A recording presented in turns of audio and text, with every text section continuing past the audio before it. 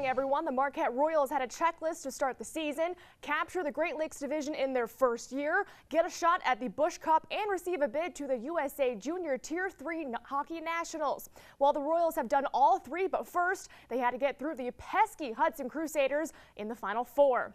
The Crusaders forced a Game 3, but Dallas McLaughlin would put the team on his back just like he did yesterday, gets the steal and scores on the backhander. Royals up 4-3, but back comes Hudson. Max McLean, no, but the combination of A.J. Caskey and Max Anderson will tie it up at 4.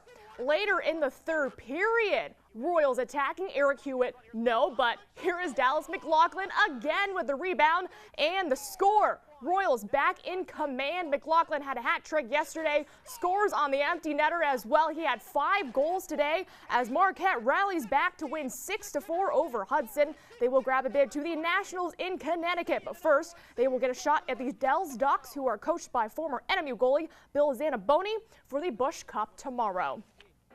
Well, the 5th annual Lyle McDonald Memorial Hockey Tournament concluded today inside the Civic Center in Marinette. Alex McDonald, with the help of his mother Nancy and 2 sisters, started this tournament to remember their father, Lyle "Chummy" McDonald, who used to coach in the M&M Youth Hockey Association. The tournament helps raise money for local youth hockey, and this weekend, 6 teams competed in 11 games, which led up to today's championship game between the Deacs of Hazard in blue and the Machinists in white. McDonald wants to expand the tournament, but says he would like to keep it centered around the local community.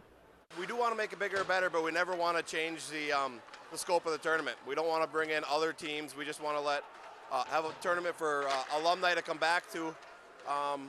As many that can come back, the better. I could see it getting 100, 120 players and 8 teams very soon, but we don't want to have other teams come in. It's hard for these guys to bring in their own teams from Colorado and Chicago and stuff, yet they can still come back here and play with their old classmates. So that's the scope we want to keep. For those curious, the Machinists defeated the Deacs of Hazard 6-1 in the title game, and since the tournament's inception in 2010, it's given out over $5,000 in scholarships. Well, yesterday, Kansas also got upset by Stanford, so Michigan State will take on top-seeded Virginia, who put a thumping on Memphis. They will play in New York.